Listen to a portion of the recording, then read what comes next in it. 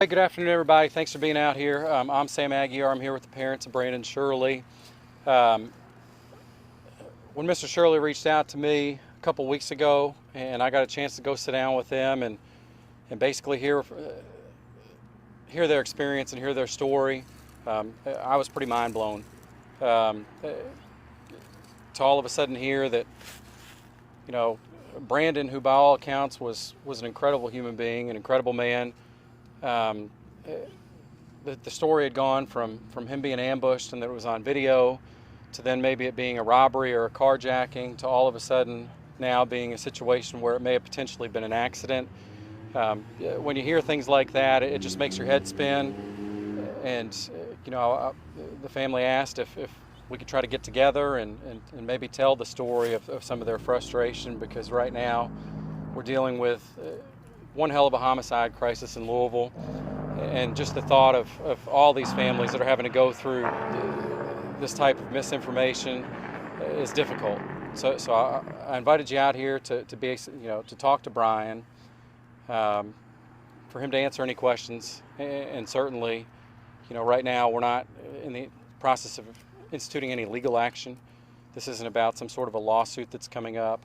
This is a father and a mother here that have no clue what happened to their child that they had to bury over 3 months ago, and they're really pleading for answers. The last thing that I'll point out on my end, at least, is that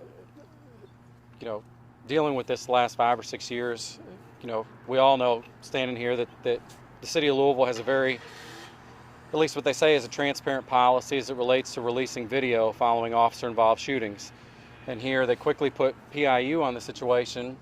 We know that there's camera footage from at least 3 different adjacent areas, and there's been no release of footage, and we haven't gotten an explanation as to why that this situation, this becomes the first shooting we can think of that's officer involved in the last 5 or 6 years where there is video footage that's not being released.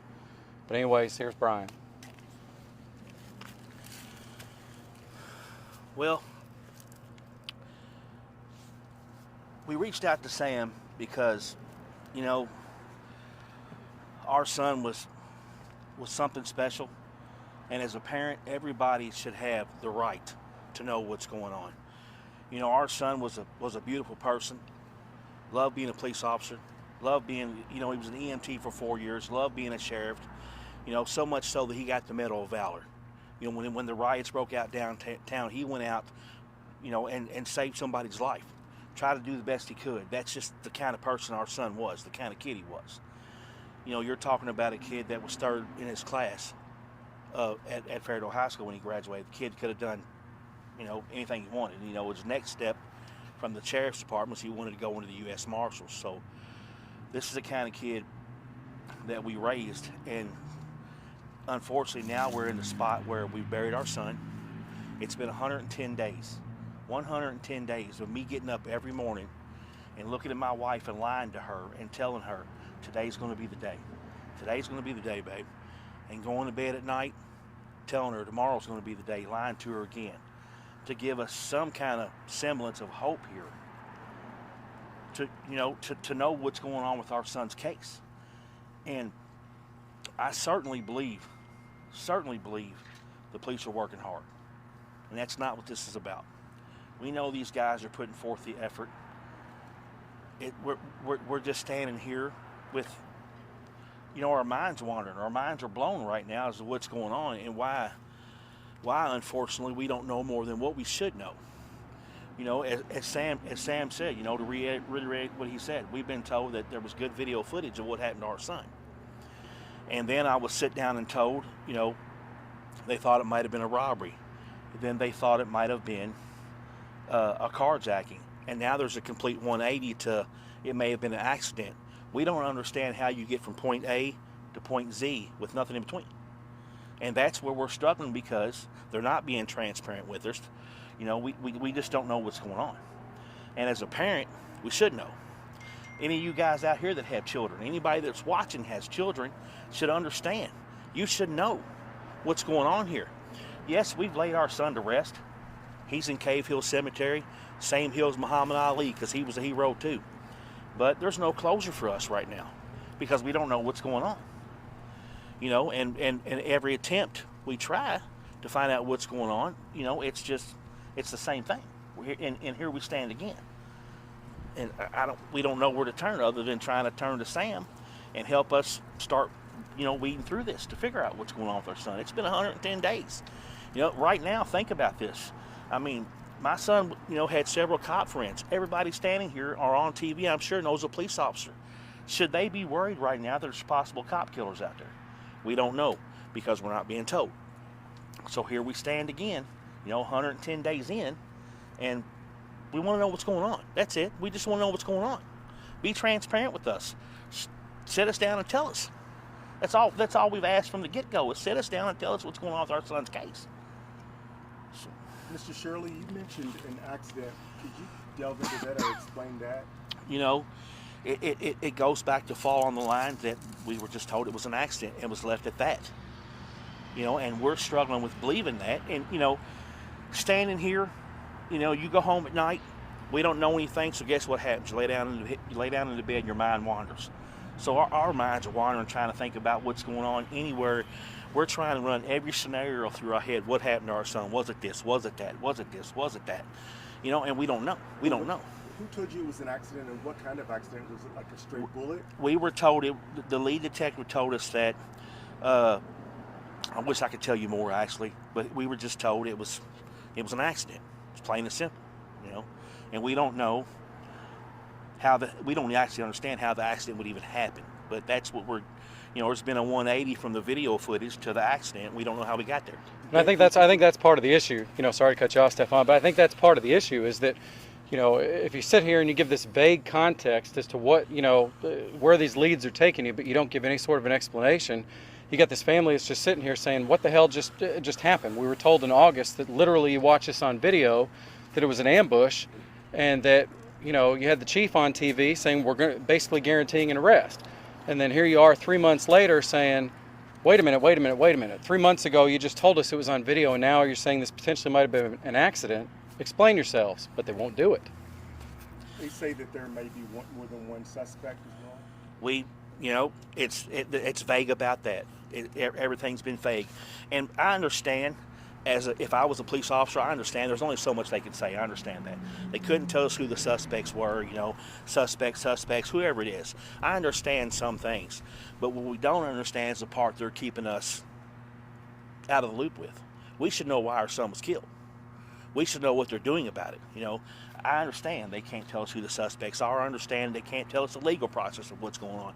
But at least tell us why and give us, you know, the truth. We're asking for what's going on here, the truth. I know Metro Police are investigating, but have you heard from the Sheriff's Department, anybody from there? You know, we've spoken to the Sheriff's Department, and unfortunately right now they're in the dark like we are. You know, the FBI has not contacted us. You know, the ATF, the marshals. I mean, it's just been we had one meeting with Chief Shields and them on the 90th day of his death, and I had to call and throw a fit to get that meeting set up. And you know, we sit down and talk then, and then it's just kind of been, you know, spotty as best since then. And like I said, the last thing we heard was an accident. You know, so. When did you hear that? When were you told? It's been about 3 weeks, something like that. And if you've been told not to contact the investigators, is it because you're pushing for answers? That's what, you know. That's what we think it is. That's what we think it is. And, you know, like I said, our minds are wandering because we don't know what's going on. But yes, that's exactly what we think it is. Specifically, who told you that, or what did they say to you? Well, I can jump in there just because I don't want to make you feel uncomfortable. You know, you got the lead detective on the case, and like Ms. Shirley said, we got no doubts that he's working hard. I mean, you know, these guys are working their tail off. But at the same time, the instructions to the Shirley family were literally, do not contact me anymore. I am not the point of contact on this case. There's going to be somebody else within LMPD that you can reach out to if you need any information. And that blew my mind. You know, I feel for any family that's told, hey, this person is responsible for investigating the murder, for identifying suspects, for processing the evidence, and for figuring out what happened.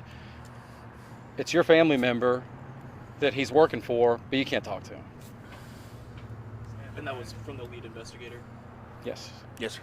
There may be I know one day is probably too long, but is there maybe a timeline you put on it in terms of if you don't hear more, kind of like in a certain amount of time, you're going to want to try to maybe push harder or take a different route? You know, Well, that's, I think that's why we're here. and if it needs to be more, then we'll sit down and talk with Sam, and we'll put our heads together and see where we go from here.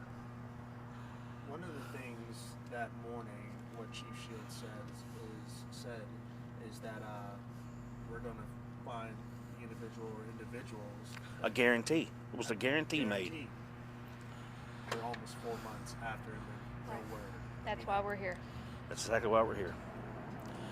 And I'm not an investigator, and I don't begin to understand what those guys go through. Their job's hard, and I've made it a point to tell the investigators, hey, we appreciate you. Send them text out of the blue. Hey, I know you guys are doing a good job. Let them know we care, because we do. We do. We were thrilled our son stepped into law enforcement. I had several family members that were in law enforcement, so we were thrilled to death when he took that profession. And I know what these guys go through, so we're not mad at the police by no means. We're just here to get answers on what's going on with our son's case. It's that simple. And we know Chief Shields came out and guaranteed. We know, and it was most of you guys do, that the longer this investigation takes, the worse, the lesser chance to find my son's killers. And 110 days in, here we sit. From a guarantee to 110 days in. From a guarantee to good video footage to it might have been an accident to 110 days, here we sit. So how do we go to bed at night not wondering what's going on, not wondering if we need some help? And we're not here to get special treatment just because he was a law enforcement officer. We would want to think that anybody that was in our shoes anywhere would be here. How many of us standing here have kids? Right? Would you want that for your son or daughter? 100%. 100%. The reward is being offered. Could you talk about that? Sure. So obviously, whatever reward that's being offered by, federal, state, other agencies, that's awesome. The Shirley family and I have gotten together, and above and beyond all that, there's another $10,000 that we're going to be able to put out there, and really just hope that can incentivize anybody and everybody with information to go and help get an arrest and a conviction in this case. And Sam, you may know this. Has that previously helped in other cases? It's like I'd alluded to in the press release. I mean, gosh, hell, Stefan, it might have been over $200,000 they were offering for Jason Ellis, and you got this family sitting here right now, and they see the last officer ambush that we can think of is 8 years old with no answers for this family. So, you'd like to think that somebody out there would just do the right thing, clear their conscience, and get the information regardless of whether it's $1, no dollars, $90,000, or whatever it is. But if money's going to be what it takes, then we're going to help make that happen. To Shirley's, obviously, if there is video of your son's last moments, what would it be like to see that? I'm sure heartbreaking, a lot of emotions, but you all are asking for that. Well, I thought about this over and over and over. And I've told my wife, and I've told Austin, and me and Sam's talked about it also, that if they want to give us the video footage, I'd like myself and Sam to sit down and see it. I don't want my wife to see it. I don't want Austin to see it. I'm going to take that burden and put it on my shoulders to watch my son's death so we can find out what's going on. It's something I'll live with for the rest of my life. But if that's what I got to do, then that's what I got to do. And I don't know any other way to put that. Have you asked them to see the video? Yes. Yes. What were their exact words? It's evidence. Are you all able to say who your new point of contact is? We're just dealing with the PIU division. For sure. Can you walk us through the moment where you've spoken about the accident, them saying it's possibly an accident being the moment that kind of triggered you to reach out to Mr. Aguilar? Walk me through the moment where you said, I can't just stay quiet about this anymore. I tell you what, I was actually down in Frankfurt. I'd gone down and start the estate process with Brandon's house, and I was down in Frankfurt, and they called me to ask me to come in and talk a little bit. I was like, okay, fine, I'm game for that. So I go into the office, they sit me down, they start telling me what's going on. I'm listening to them. I'm trying to keep a positive, open mind. The minute I stepped out the door, I was like, well, I'm going to give this a little bit because this is just, it didn't seem, to me, it just didn't seem feasible. And I thought, well, I'm going to put myself on a timeline to figure out what's going on, and then I'm going to reach out to somebody. My timeline got up, so I reached out. And Sam, you talked a little bit about sort of the promise from city officials to release video of officer-involved shootings and how this isn't, it's not in line with what the promise was. Can you speak a little bit to that? Sure. So you know, we've heard left and right, especially this year. You know, we've got Kentucky State Police now that's taken over LMPD officer-involved shootings, and part of the public frustration has been, hey, they're not as quick to get that video out there. And you've had the mayor and you've had members of LMPD and you've had members of the administration comment on that and agree, hey, you know, we kind of set the tone here in Louisville that if there's an officer-involved shooting, we're going to be transparent with the community. We're going to show them the video, let them see what happened. Some of these things are tough to watch, but at the same time, it's our promise. Well, then all of a sudden, you've got a situation here where you've got an officer-involved shooting, and you've actually got PIU on this case. So don't forget, you know, Kentucky State Police took over the LMPD shootings, but PIU has this one. So this isn't a situation where you can come and basically say, well, you know, it's another agency, so we don't have control of that. Well, you do in this situation. And we know that there's cameras that are across the street. We know that there's cameras right next door. And we know that there's been ample opportunity for them to release it. And frankly, you know, let's face it too, the only thing that's come out has been this really obscure, blurred, you know, picture of a very common make and model truck asking the public to help. Well, with all due respect, I mean, I think that you'd probably find 10 to 15,000 trucks like that in the state of Kentucky. But what we haven't seen is one of those situations where you've got the video out there that says, hey, it's been close to 4 months. Can you help? And, you know, I'd really call out the administration right here to you know, give us some sort of understanding as to why this 5-6 year trend stops with the death of Brandon Shirley. Is there any next steps for you guys? You know, what we're hoping is that you know, LMPD and the city really reconsider their silence as it relates to this situation. I mean, again, you know, if you're asking the community to work with you to help solve homicides, but yet you're put in a situation here where, you know, a police officer's killed and you can't even tell the police officer's family what in the world is going on. Maybe it's time to kind of change the shift on how you're handling these things right here. The other thing that you know, Stefan, just something that really I can't stop thinking about is these off-duty security officers, these off-duty officers that are going out and working security. You know, I've got a real issue with sending them into these places where their job is to be a law enforcement presence and be a deterrent for the people that may come onto this, you know, the premises and commit crimes. But sticking them out there in personal vehicles in the middle of the night, I mean, I'd like to think that when we show up to somewhere, if our intentions are bad, we see that marked cruiser, we see those lights, you know, and we turn the other way. But when you're sticking a 26-year-old kid onto a car lot that's been riddled with some crime in the past, and you're just putting them in a personal truck without any sort of markings, that's something I'd like to see. Hopefully that the city rethink and these agencies rethink their policies on, as well as these off-duty companies, because that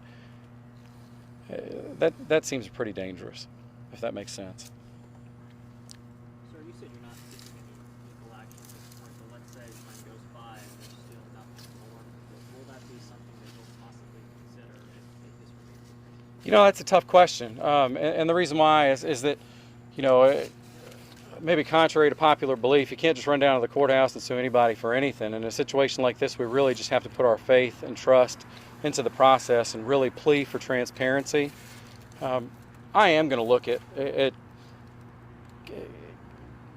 you know, what goes down to stick somebody like a Brandon Shirley out at 2:30 in the morning in an area riddled with crime in a vehicle that's not marked, but that has nothing to do with this investigation. I mean, really right now, we're just hoping that you know, with this homicide clearance rate being so low and the holidays coming up with so many families lacking answers, that maybe they can rethink the process here.